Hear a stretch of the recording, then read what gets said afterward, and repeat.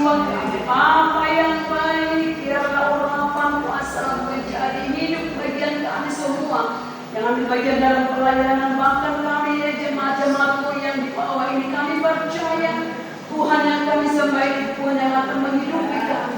Di saat kami setia Tuhan dan belajar taat kepadamu, Engkau akan campur tangan. Oleh sebab itu biarlah Engkau mendahului setiap perkataan dan perbuatan kami, sehingga kami semakin hari semakin sempurna di hadapan-Mu di dalam nama Tuhan kami Yesus Kristus.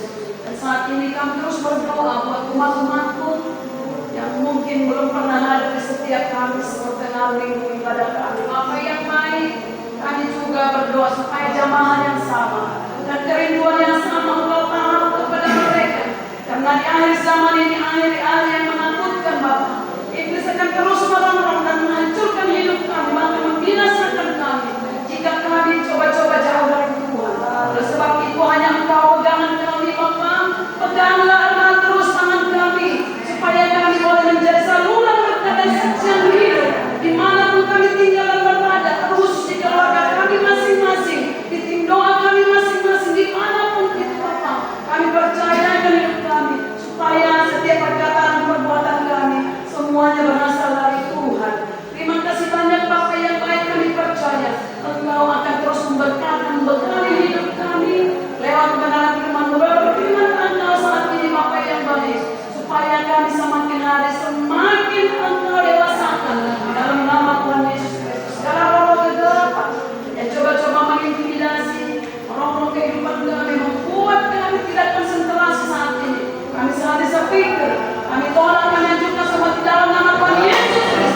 Enyah kau iblis, Engkau tidak berhak atas hidup kami lagi, karena kami milik Yesus. Oleh sebab itu berkati kami semua Bapa, terkhusus hamba-Mu yang setiap perkataan hamba-Mu berkuasa. Beri kami pemahaman dan pengertian, sehingga kami dapat menjadi pelaku firman yang sempurna. Di dalam nama Kristus Yesus, kami letakkan Tuhan kebenaran firman untuk memberkati kami. Terpujilah Engkau Bapa yang baik. Haleluya. Puji Tuhan, silakan duduk Bapak Ibu Saudara dikasih oleh Tuhan.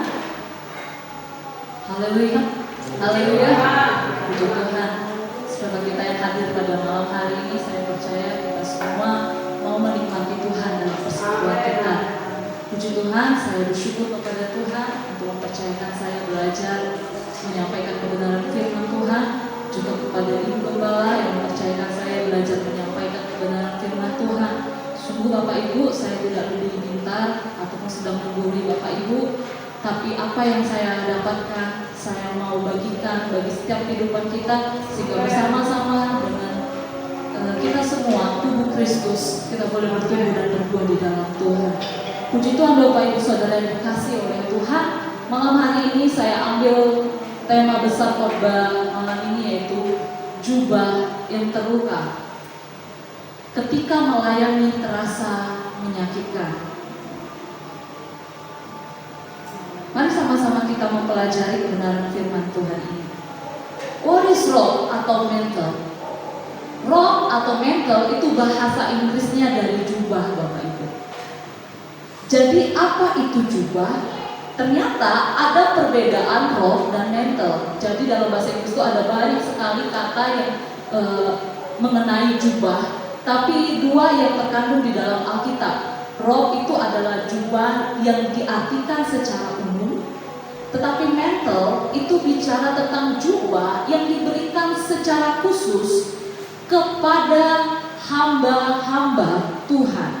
Hamba Tuhan yang dimaksud di sini, Tuhan bilang tidak lagi menyebut kita hamba, tetapi menyebut kita anak. Tuhan memberikan jubah ilahi yang tidak dapat kita lihat dengan mata jasmani, namun itu dikenakan atas setiap kehidupan kita. Tuhan memberikan kita jubah dalam setiap kehidupan kita. Jubah yang dimaksud di sini adalah yang pertama, bicara tentang identitas dan kehormatan. Sebagai anak Tuhan, Tuhan memberikan kita identitas bahwa kita miliknya Tuhan. Ada legalitas di sana. Ada satu gambaran yang sah di sana bahwa kita adalah milik Tuhan. Amin. Bapak Ibu dikasih oleh Tuhan, ketika raja selesai dari jabatannya, maka dia tidak hanya memberikan mahkota raja kepada yang meneruskan, tidak hanya memberikan tongkat kerajaan, namun juga memberikan jubah seorang raja. Itu menandakan bahwa penerusnya adalah sah di hadapan raja. Nah, Tuhan memberikan kita identitas sebagai anak Tuhan lewat jubah ilahinya dalam kehidupan kita. Jubah tidak hanya bicara identitas, namun sebuah kehormatan. Kita tahu kisah tentang Yusuf. Yusuf dikasih sama papanya adalah jubah yang maha indah. Itu sebenarnya menggambarkan bahwa kasih bapaknya, menggambarkan bahwa kepercayaan bapaknya semua dicurahkan kepada anaknya yang bernama Yusuf. Dan hal itu yang membuat saudara-saudaranya iri terhadap Yusuf. Ada identitas seorang bapa di sana, ada kehormatan seorang bapa di sana. Dan yang kedua yang kita pelajari dari jubah adalah bicara tentang pengurapan dan pelayanan. Bapak Ibu Saudara dikasih oleh Tuhan, kita nggak bisa melayani Tuhan tanpa jubah pelayanan. Kita nggak bisa melayani Tuhan tanpa jubah pengurapan Tuhan. Karena waktu kita melayani Tuhan dengan kekuatan kita sendiri, tanpa kita libatkan Tuhan, maka apa yang terjadi? Hanya perkataan yang motivasi. Tetapi waktu kita melayani dengan pengurapan, disitu ada kuasa Tuhan bekerja. Waktu Elia punya jubah, kita pasti tahu cerita ini, amin. Elia punya jubah, dia delegasikan kepada Elisa. Elisa bertanya, apakah benar Tuhan yang memanggil saya? Apakah benar Tuhan yang memilih saya, menetapkan saya sebagai alat di tangannya? Apa kata firman Tuhan? Yang dipegang oleh Elisa adalah jubah. Dia pakai jubah itu untuk memulai pelayanannya. Dengan jubah itu dia membelah air. Bicara tentang jubah ini adalah tentang pengurapan dan pelayanan. Setiap kita punya identitas ini. Kenapa? Karena firman Tuhan berkata setiap orang, setiap manusia yang sudah ditebus oleh Tuhan menjadi milik Tuhan.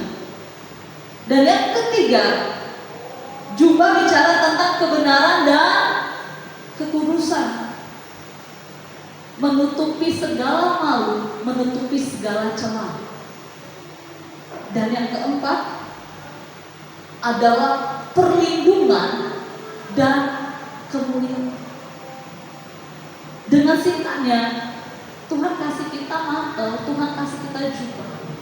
Ini jubahku, diserahkan kepada setiap kehidupan kita. Makanya Tuhan bilang, waktu Tuhan kasih, sebenarnya identitas kita itu seperti ini, Bapak Ibu. Gambaran yang Tuhan mau itu seperti ini, Bapak Ibu. Tuhan kasih jubah pelayanan, Tuhan kasih jubah pengurapan. Tuhan tidak pernah pandang kehidupan kita kecil di mata Tuhan, tidak pernah. Tuhan bilang, dari ujung kepala sampai ujung kaki itu di dalam pemeliharaan Tuhan.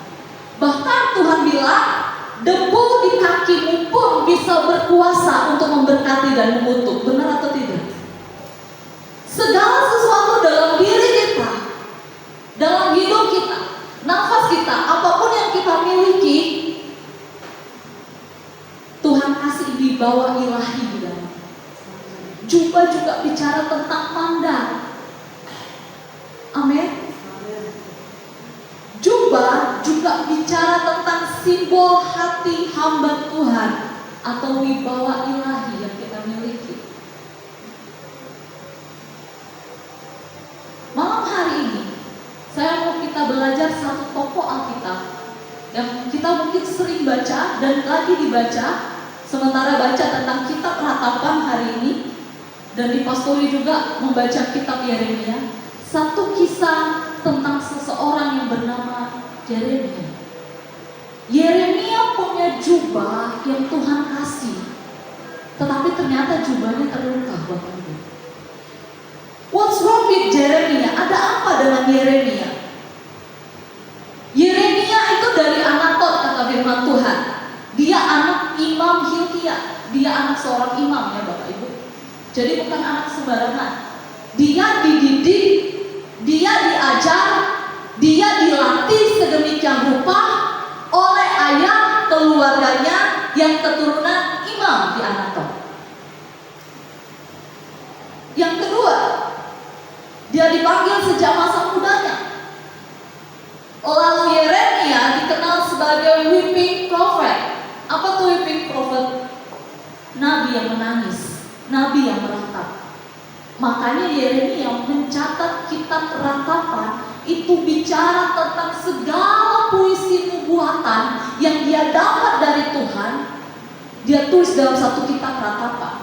Kitab ratapan adalah kitab yang terjujur. Enggak, saya nggak bilang terjujur, maksudnya kitab yang jujur. Kalau saya bilang terjujur berarti ada yang tidak jujur kan? Semua kitab itu jujur. Tapi itu suara hati yang jujur di hadapan Tuhan yang dialami oleh Yeremia, Bapak Ibu Saudara dikasihi oleh Tuhan. Tentang hal yang terjadi dalam kehidupannya. Dia melayani kurang lebih 40 tahun. Seperti apa sih gambaran pelayanan oleh Yeremia? Sampai kita dapati nantinya bahwa jubah yang dialami oleh Yeremia terluka, Bapak Ibu. Yang pertama, pelayanan Yeremia backgroundnya adalah dia hidup, dia mulai melayani di tengah-tengah bangsa Yehuda, di mana saat itu terjadi namanya perebutan kekuasaan secara politik. Israel itu sedang direbut oleh bangsa-bangsa. Israel sedang diintai oleh bangsa-bangsa, tetapi yang anehnya bangsa Israel lebih mencari negara yang besar. Mereka lebih mencari mana tempat yang banyak kudanya. Mereka lebih mencari mana tempat yang banyak panglima perangnya. Dalam pikir mereka, kalau saya berlindung sama negara yang besar, kalau sekarang namanya negara apa ya, negara Amerika mungkin ya, ya seperti itu. Kalau saya bekerja sama, saya masih selamat. Dia mencari tempat persembunyian, tetapi bukan kepada Tuhan, tidak bersandar kepada Tuhan. Itu yang terjadi pada zaman Yeremia. Yang kedua yang terjadi, mereka menyembah berhala. Bukan hal yang luar biasa, tapi juga menjadi hal yang biasa di sana. Mereka percaya kepada dewa-dewa orang asing. Mereka memilih jalan untuk percaya kepada dewa itu ketimbang sama Tuhan. Dan ini sungguh menyakiti hati Tuhan. Kita baca dalam Yeremia, di situ dikatakan menindas orang yang miskin. Lalu apa yang paling parah? Munafik, Bapak Ibu. Mereka menjadikan ibadah sebatas formalitas. Mereka datang beribadah, mereka mempersembahkan korban, tapi kata firman Tuhan, mereka tetap tinggal di dalam dosa. Dan yang paling parah, mereka menolak suara Tuhan dan tidak mau bertobat. Kalau kita baca kitab Yeremia, sangat-sangat sedikit sekali yang bertobat. Bahkan keluarganya sendiri, saudaranya sendiri, orang-orang terdekat sebangsanya tidak bertobat. Siapa yang bertobat? Yang mungkin saya cari itu namanya Baruk. Siapa Baruk? Penulis kitab Yeremia, yang bantu Yeremia menulis, juru tulisnya. Meskipun dia bertobat di pertengahan jalan semasa hidupnya bersama dengan Yeremia, dia hampir-hampir tidak percaya dengan perkataan Tuhan melalui Yeremia, sampai Tuhan tegur lewat firman dan kasih-Nya. Siapa lagi? Ebed-Melek. Siapa itu? Orang Ethiopia, bukan bangsa Israel. Karena Ebed-Melek percaya dan dia menolong Yeremia ketika Yeremia jatuh ke dalam perigi yang berisi lumpur, bukan air, Bapak Ibu Saudara dikasihi Tuhan. Itu sebabnya dalam kitab Yeremia dikatakan seperti ini. Betapa licinnya hati, lebih licik daripada segala sesuatu, hatinya sudah membantu, siapakah yang dapat mengetahui? Saking degilnya, saking gak bisanya, saking dia sudah ngomong kebenaran, tapi tetap dia dipersalahkan, Yeremia menulis ini. Ini kondisi hati manusia. Itu sebabnya mengapa manusia hatinya bisa berubah. Hari ini bisa senang, esok tidak. Pernah kita baca dalam kitab Yeremia, mereka sudah hampir mau bertobat, mereka sudah hampir mau percaya, tapi ketika Yeremia datang kembali, mereka tidak jadi.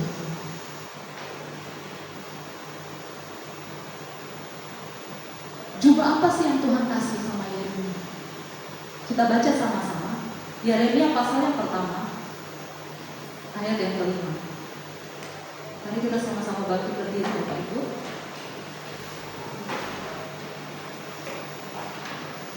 1, 2, sudah dapat? 1, 2, 3, ya. Sebelum aku membentuk engkau dalam rahim ibumu, aku telah mengenal engkau. Dan sebelum engkau keluar dari kandungan, aku telah memutuskan engkau. Aku telah menetapkan engkau menjadi nabi bagi bangsa-bangsa. Ini identitas yang Tuhan kasih sama Yeremia. Sebelum engkau dikandung oleh ibumu, aku sudah menetapkan. Sebelum aku membentuk engkau dalam rahim ibu, aku telah mengenal engkau. Ini jubah yang Tuhan kasih Yeremia. Aku kenal kamu, aku gak mau yang lain. Aku maunya kamu yang menjadi penyambung lidah Tuhan. Aku maunya kamu, aku maunya perkataan kamu. Perkataanmu adalah perkataanku, kata firman Tuhan, kata Yeremia. Bahwa Tuhan menyertai, Tuhan kenal, Tuhan tahu siapa kehidupan Yeremia. Jubah panggilan yang dikenakan oleh Yeremia itu bukan hanya kehormatan, tapi ada tanggung jawab dan jalan Tuhan di dalamnya. Tuhan mengenakan jubah pelayanan, Bapak Ibu. Dia memakaikan bagi setiap kehidupan kita, entah kita di dalam profesi kita masing-masing. Mungkin ada yang sebagai guru, mungkin ada yang sebagai karyawan, mungkin ada yang sebagai pekerja, pelayan, pemimpin dalam suatu perusahaan, dan lain sebagainya. Tidak ada yang besar dan tidak ada yang kecil, semua sama di mata Tuhan. Tuhan kasih dan Tuhan pakaikan jubah kepemimpinan atas setiap kehidupan kita. Minimal kita bisa memimpin diri kita sendiri. Haleluya. Tuhan bilang apa? Bahwa kamu akan menjadi kepala dan bukan ekor. Kata-kata itu dia sementara kenakan bagi kita. Dia sementara memakaikan itu dalam kehidupan kita. Setiap kita diberikan Tuhan jubah dan mandat dalam hidup kita. Tetapi apa yang terjadi, Bapak Ibu yang dikasih oleh Tuhan? Jubah itu terluka dalam pelayanan. Beberapa hari Minggu yang sebelum-sebelumnya, ketika Om Dovi berkhotbah, ini sudah dibahas ayat ini. Dan ayat ini menggetarkan saya ketika saya dengar, Tuhan itu luar biasa baik bagi setiap kehidupan kita. Mari kita baca sama-sama. Yeremia 20 ayat 7. Bukankah seringkali kita seperti ini di hadapan Tuhan? 1, 2, 3, ya. Engkau belum dapat ya? Di atas ada. Wah, gak ada.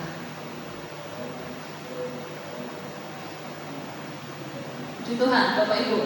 Kita buka dalam Yeremia pasal 20 ayat yang ke-7.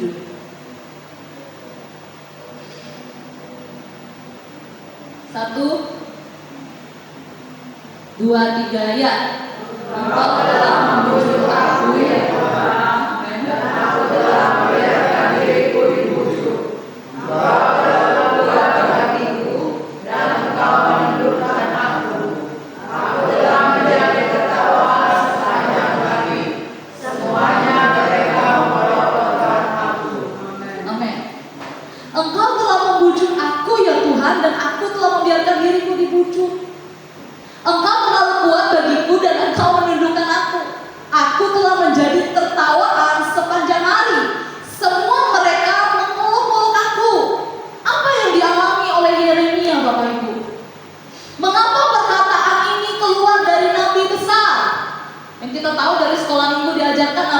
besar itu apa? Yesaya, Yeremia, Yehezkiel. 3 Y. Namun ini dialami oleh Yeremia. Penderitaan apa yang dialami oleh Yeremia? Dia ditolak dan diancam dibunuh oleh orang sekampung di Anatot. Dia dihianati oleh keluarganya sendiri. Bahkan dia dihina, dipukul. Kalau kata asli dipukul di sana itu adalah ditampar, digaplet gitu. Dipukul, dicambuk, dipasung oleh Imam Pasyur. Imam. Siapa imam? Imam itu apa? Yang kalau kita pelajari Bapak Ibu, yang dikasih oleh Tuhan. Dia yang menjadi perantara dengan Tuhan, benar. Orang yang seharusnya tempat Yeremia untuk berlindung, tempat Yeremia untuk mencurahkan isi hatinya, curhat, ngomong, tempat Yeremia untuk bertukar pikiran tentang visi Tuhan di hatinya yang menggebu-gebu seperti api, kata firman Tuhan. Tapi apa yang dilakukan oleh imam? Seseorang yang seharusnya memimpin, seseorang yang seharusnya membawa kepada jalan kebenaran, dia lakukan itu bagi Yeremia. Kemudian apa? Dia dilempar, tadi sudah saya katakan, dia dilempar di sumur, bukan sumur air tapi sumur lumpur. Dia dimasukkan dalam penjara gelap dan kotor. Di sana dia dianiaya. Firman Tuhan mencatat bahwa dia hampir nyaris mau mati. Lalu firman Tuhan berkata, apalagi dalam Yeremia, dia sudah capek-capek menulis firman Tuhan. Bersama dengan baru dia tulis dalam satu lembaran dia tulis. Tapi ketika firman Tuhan itu dibacakan di depan Raja Yehoyakim, raja itu mengambil kertas itu, lalu kertas itu dibakar, dihancurkan, dihilangkan. Dia dituduh sebagai pengkhianat. Dia dipaksa ke Mesir. Orang bilang di Mesir tempat pertolongan, tapi firman Tuhan bilang di Mesir juga tidak ada tempat untuk berteduh. Penderitaan batin dan depresi rohani, makanya dia disebut dengan weeping prophet, yaitu nabi yang meratap. Dia meratap, dia bukan meratapi nasibnya, tapi dia datang dengan jujur di hadapan Tuhan. Tuhan, kamu yang bujuk aku Tuhan, makanya aku nurut Tuhan. Kamu yang buat aku nurut. Itu sebenarnya kata-kata dari Yeremia. Bahkan dia dijuluki dengan nama Magor Misabib. Apa itu? Kalau dia lewat, orang-orang Israel kan, woi Magor Misabib. Apa? Kegentaran dari segala pihak, dari segala penjuru. Itu kata-kata olokan. Sementara dia benar-benar menyampaikan firman Tuhan yang benar. Tapi Yeremia bilang jujur, Tuhan, aku diketawain Tuhan. Firman-Mu jadi olok-olokan Tuhan. Perkataanmu jadi hinaan dan cacian Tuhan. Yang mendapat pengkhianatan.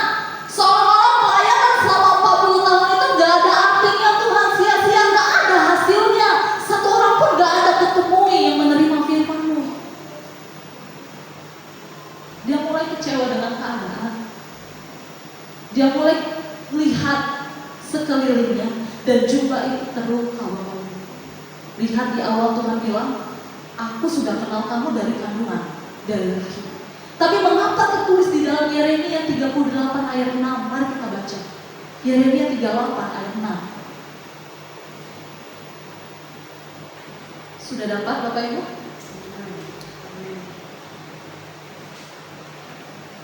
Ya, Yeremia 38 ayat 6. 1, 2, 3, ya.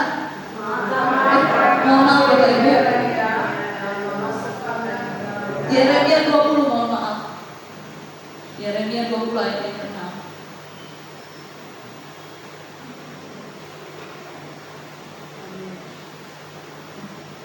Maaf, salah juga. Bisa bantu saya?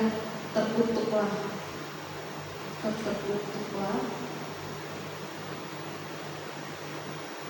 Yeremia 20 ayat 14. Sudah? 1, 2, 3, ya. Terkutuklah hari ketika aku dilahirkan, biarlah jangan diberkati hari ketika ibuku melahirkan aku. Lanjut. Terkutuklah orang yang membawa kabar kepada bapakku dengan mengatakan, seorang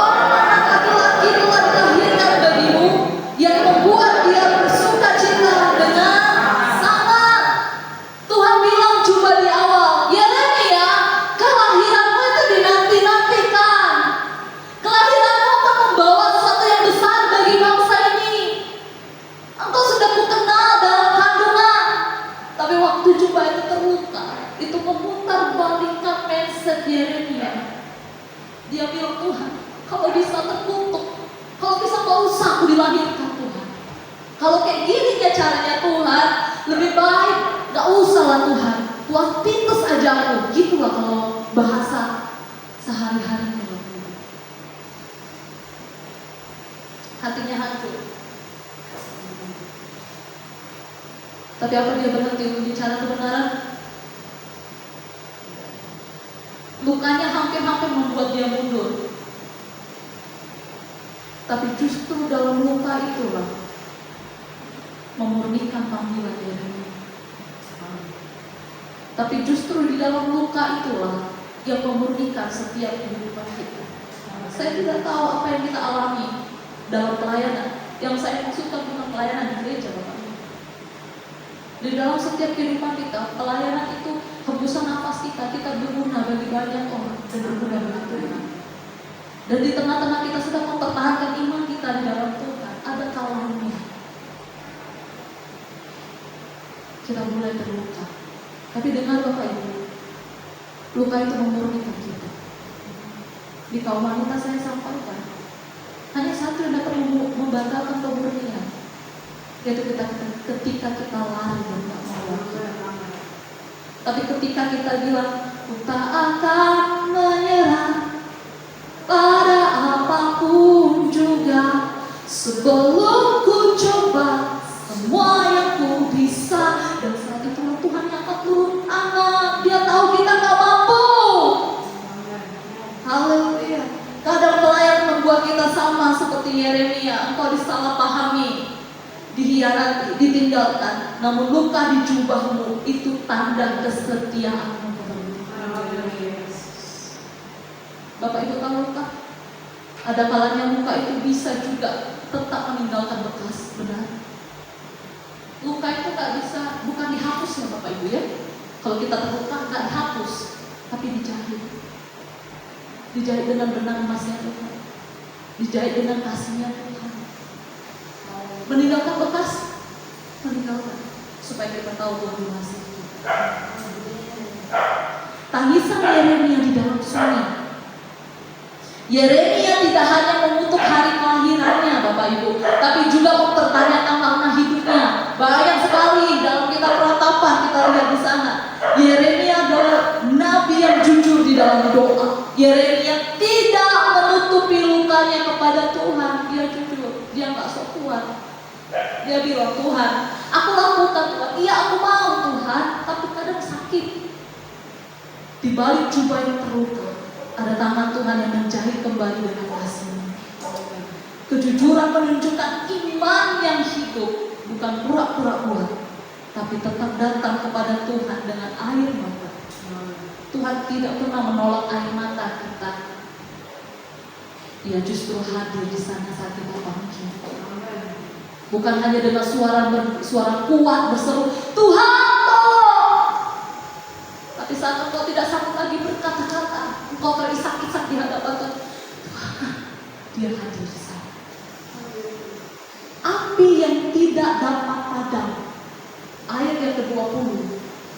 Yeremia 20 ayat yang ke-9. Sudah dapat Bapak Ibu? Saya akan bacakan. Sudah dapat? Ya, sama-sama kita bacakan. Tetapi apabila aku berpikir, aku tidak mau mengingat dia, tidak mau mengucapkan firman lagi demi namanya, maka dalam hatiku ada sesuatu yang seperti nyala yang menyala-nyala terkurung dalam tulang-tulangku. Aku berlari untuk menahannya, tetapi aku tidak sanggup. Kurang apa penderitaan yang dialami oleh Yeremia? Dia bilang kayak gini, Tuhan, dia ini kayak ngambek ya, kayak ngambek. Tuhan, aku nggak mau lagi Tuhan ingat itu Tuhan. Aku nggak mau lagi ikuti panggilan Tuhan. Aku nggak mau lagi ngomong tentang firman-Mu. Berhentilah Tuhan, berhenti di sini, berhenti Tuhan. Tapi apa kata Yeremia? Ada seperti api yang menyala-nyala di dalam hati, yang terkurung dalam tulang-tulangnya. Aku berlelah-lelah menahan itu supaya ya udah aku berhenti aja. Tapi apa kata-kata Yeremia? dia tidak sanggup. Ternyata api Tuhan lebih besar daripada luka yang kita alami. Cinta Tuhan jauh lebih besar dari apa yang sudah kita alami. Amin. Meski jumlah itu robek dan terluka Bapak Ibu, api di dalam Yeremia tidak pernah padam. Yang membuat Yeremia bertahan bukan kekuatannya, tetapi api panggilan Tuhan. Yang hari ini membuat Bapak dan Ibu bertahan setia sampai hari ini, datang beribadah di pertengahan ibadah hari Kamis. Itu bukan kekuatan, tetapi itu api dari Tuhan. Itu pekerjaan Roh Kudus. Banyak alasan bagi kehidupan kita untuk nggak datang doa, nggak datang beribadah kepada Tuhan. Tapi kalau kita punya api yang seperti dengan Yeremia, dia terkurung di dalam tulang kata firman Tuhan, dan dia menyala-nyala di dalam hati sampai kita nggak sanggup menahannya lewat apapun keadaan kita. Amin. Tuhan tidak pernah membuang kita karena luka-luka pelayanan kita. Tetapi yang menjahit ulang jubahmu dengan benang kasih dan penghiburan. Tadi saya katakan luka tidak dihapus, tapi dijahit. Ambalannya itu ada, itu tanda kesetiaan. Dan kita punya proses yang berbeda-beda dalam perjalanan kehidupan kita. Mari kita belajar dari ini. Pertanyaannya adalah, mari kita jawab sendiri masing-masing, dan saya juga menjawab itu saja. Apakah jubah pelayananmu sekarang sedang terluka? Apakah hatimu lelah dan ingin berhenti? Apakah engkau sementara muak dengan segala kehidupan yang kita jalani hari-hari ini? Tapi dengar kata firman Tuhan di dalam Yeremia. Tetapi Tuhan menyertai aku seperti pahlawan yang gagah. Sebab itu orang-orang yang mengejar aku akan tersandung jatuh, dan mereka tidak dapat berbuat apa-apa. Mereka akan menjadi malu sekali sebab mereka tidak berhasil. Suatu noda yang selama-lamanya tidak terlupakan. Dia akan menjadikan kita menjadi pahlawan Tuhan. Pelayanan sejati bukan tanpa luka Bapak Ibu, tetapi luka yang dipulihkan oleh Tuhan. Mazmur 34 ayat 19 dikatakan, Tuhan itu dekat kepada orang-orang yang patah hati, dan Ia menyelamatkan orang-orang yang memuji. Kadang Tuhan izinkan luka dalam setiap kehidupan kita. Jumlah kita mulai terobek, jumlah kita mulai terluka. Itu supaya kita bisa melihat hanya Tuhan yang benar-benar peduli dalam hidup. Tidak akan ada pendewasaan kalau tidak ada luka. Berapa umur kita? Mungkin kali saya 32 tahun. Kalau tetap saya tidak mengalami luka seperti Mega yang waktu usia 5, 6, 7 tahun yang tahunya cuma main kelereng, main caingkling, cuma tahu happy. Saya tidak akan menjadi pribadi yang dewasa sampai hari ini. Demikian Bapak Ibu Saudara. Tapi Tuhan izinkan luka. Kadang-kadang sama seperti anak Raja Wali, diizinkan untuk jatuh ke bawah seolah-olah tidak ditolong. Tapi itu supaya membantu mengepakkan sayapnya untuk terbang lebih tinggi. Sama dengan setiap kehidupan kita. Haleluya. Demikian kebenaran firman Tuhan Bapak Ibu.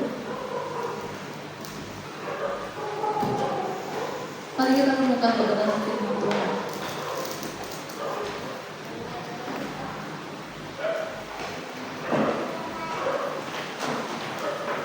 Berulang kali Tuhan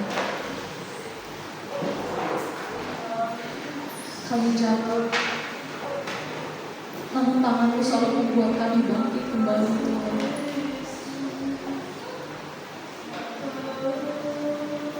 Terima kasih Engkau selalu melatih kami Tuhan. Terima kasih Engkau tidak pernah meninggalkan kami Tuhan. Bahkan kelak ketika rambut kami sudah putih, Kau bilang Engkau akan menggendong kami satu persatu Tuhan. Waktu kami sudah tua dan tidak dapat berdaya, kami